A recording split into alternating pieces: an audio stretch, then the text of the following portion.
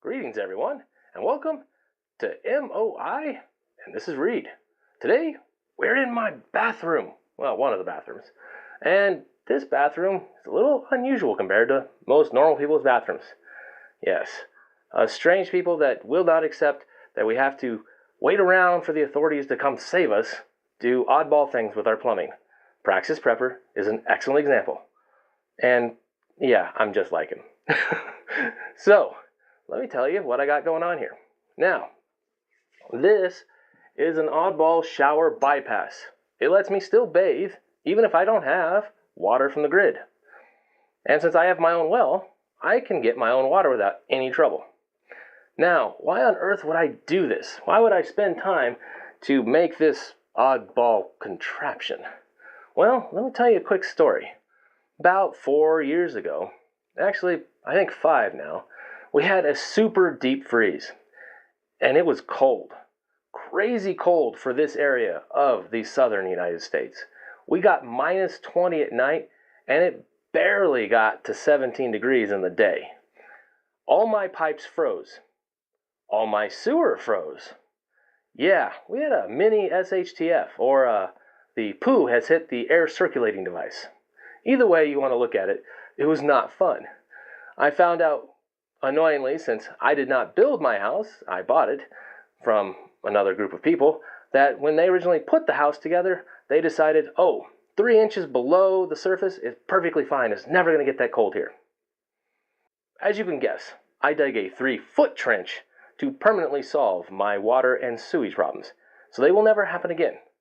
However, once you start messing with things, you kind of never stop. Now, let me tell you what the heck we're doing here. This goes up here, and there's a shower head on the other side. This is a little tiny accumulator, and this is a whole bunch of PEX. Here come water lines. This is cold, and this is hot from the grid. Now, this over here is a bypass. I can run a shower with no problems here through the bypass. I can also turn this on and use the bypass for a fire hose, filling up giant pots of water, and so on and so forth. But in this case, we'll use the bypass for powering a shower. What you are seeing before you is a trash can. This is a trash can I fill up with water. And what it is I fill the water up and get it set to the temperature I want for the shower. Now, you need to do this a couple times before you get it right, because you will initially freeze the holy heck out of yourself or cook yourself. And it's a little hard to adjust because once you set your temperature, that's what you got. Now, it goes over here. There's a plumbing piece coming up. It's what sucks the water up. Goes into this blue line, comes around, runs into this pump. This is a 110 volt pump, which happily runs off of those Morningstar 12 volt inverters I've shown people. And you can easily run that, but if you have electrical power at the moment, no problem. Goes out to this red hose. Red hose goes over this way and sitting right there. We're going to hook the bypass directly into that red hose after we have this filled up with boiling water, and we're going to pour freezing cold water into it to get it at the right temperature, and then we will have a shower that is quite acceptable. Now, let me get my water and start getting it poured. Okay, I'm going to add a pot of boiling water.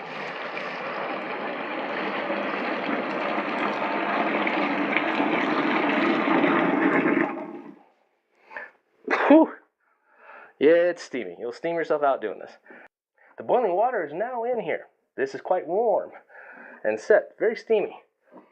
If you look at my pot, it has been used plenty of times on top of an open flyer. You can boil and get your water ready that way, no problem. Now, keep this in mind. You are dealing with something very hot. You trip, you fall, you spill this on you, well, it is a trip to the ER. And if we're doing this in emergency situations, grid down, collapse, end of the world as we know it, the great epoch, yeah, you're going to have a really bad time. So, never, ever, ever fill this pot all the way. I don't go all the way. I go to this nice line. That's it. So I have a nice safety margin when I'm carrying this. And I be very careful. I get a helper to make certain that any and all fuzzballs are way out of the way and my path is clear. Because you've got to be careful. Don't want to end up with, third-degree burns from boiling water. Now I have an infrared thermometer. This is how I use to set the temperature of this. You could also put a thermometer in the water and measure it. Now, right now it says 160. This is instantly scalding and will burn you horribly. Let's add cold water. In this case, we have frigid cold water from the outdoor winterized well, so to speak. And I'm going to add this and pour it in for you.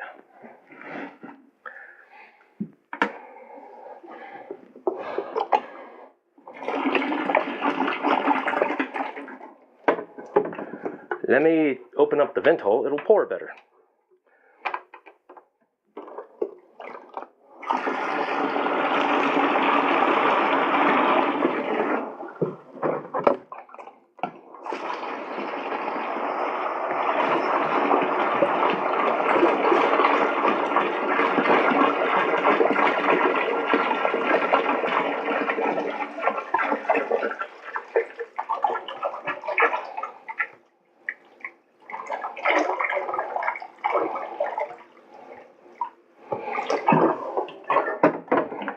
Let's see where we're at and see if we need to adjust it any further. Well, it's reporting 108. Now, the person who's going to take a shower, a wonderful little lady who puts up with all my craziness, is going to say, that's a little too warm. So, I have to pull this down about 2 degrees. What the heck do I do? Well, I'm going to turn it on for a minute, pull a little more water out so I can add a little more cold water. The hoses you see attached that I'm using, I keep extra hoses for washing machines. They turn out to be really versatile, and they're actually fairly reliable because, most people get upset when their washing machine hose breaks and it leaks everywhere and causes immense damage to the house. I recommend having a set in case of emergencies, or several. I probably got like 6 sets. I also recommend having a lot of hose adapters or hose bibs and stuff that you can adapt and plug into PEX plumbing. And PEX is wonderful because you don't have to worry about any glue going dry. You just got to keep extra PEX rings and crimps and then all the tools associated with them. But there's really not that many. I'll go over PEX and why you might want to have a bunch of that around for rearranging stuff. It's actually quite handy. This here is the output from the pump. This is the bypass. I'm going to connect these together, open up the valve, and then turn it on.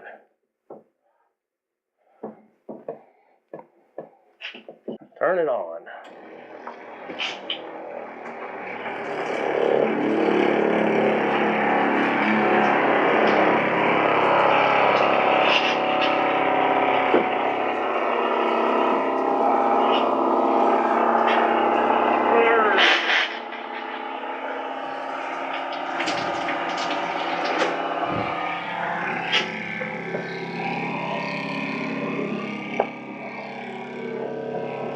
So, all right, let's switch it off for a minute.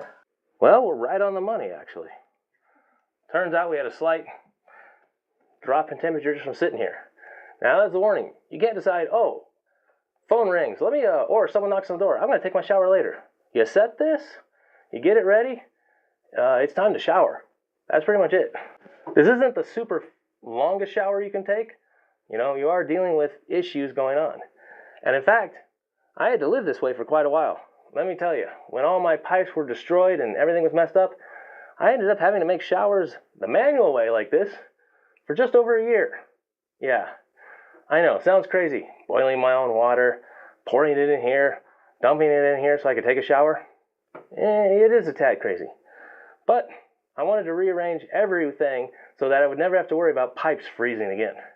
And I did. It was a good choice to go ahead and do all that work. Just it took a while, because my life is very busy, and that's pretty much it. No other major reason for that. It just takes time to sometimes get a project done. If you just keep working at it, though, it will eventually get there, which is a great thing. Well, I'm going to let my helper get all set and take a shower and report on if it's good or bad. Now, as I said, it doesn't give you the quickest shower, and this is like 13 gallons, all set. You have a bit of time, you can get all your cleaning done. I never had a problem. We actually got through pretty well, and you are saving a bit of water. I've actually taken showers, though, out of little tiny pots. I'm talking like 3 gallons. and it works just fine. You have to do it a little hurried, but you're just fine about getting clean without any trouble there. Let us start the shower.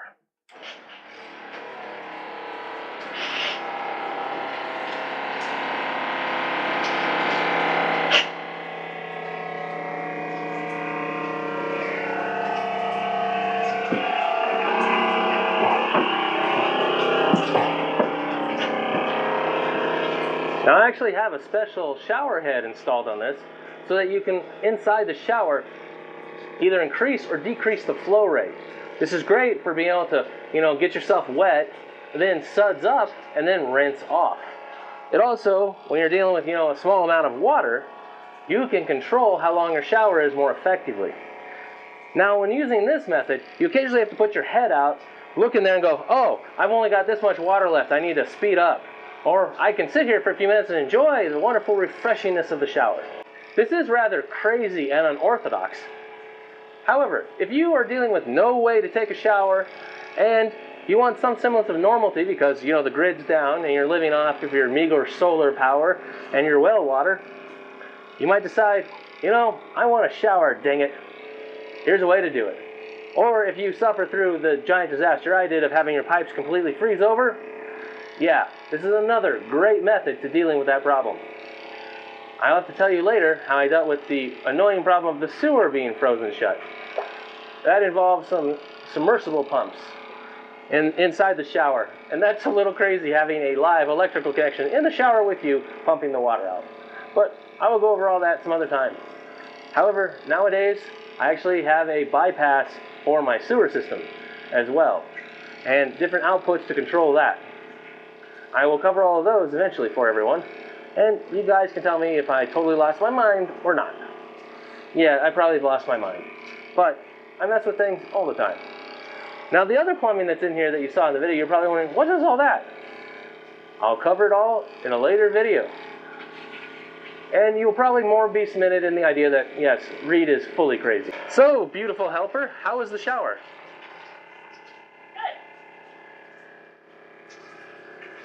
Is it too hot? No, it's good. Yeah. So like I said, you've got to set your water temperature in your bucket to get it just right. Now in terms of setting up your pump, you actually have to get the flow rate where it's high enough that the pump won't cycle. Now the accumulator I have up there helps manage this, but the rate that a shower uses water, you can end up short cycling your pump. It's quite hard on the pump. So make certain your flow rate is at least high enough that the pump doesn't have to cycle any. It'll really improve the longevity of your pump.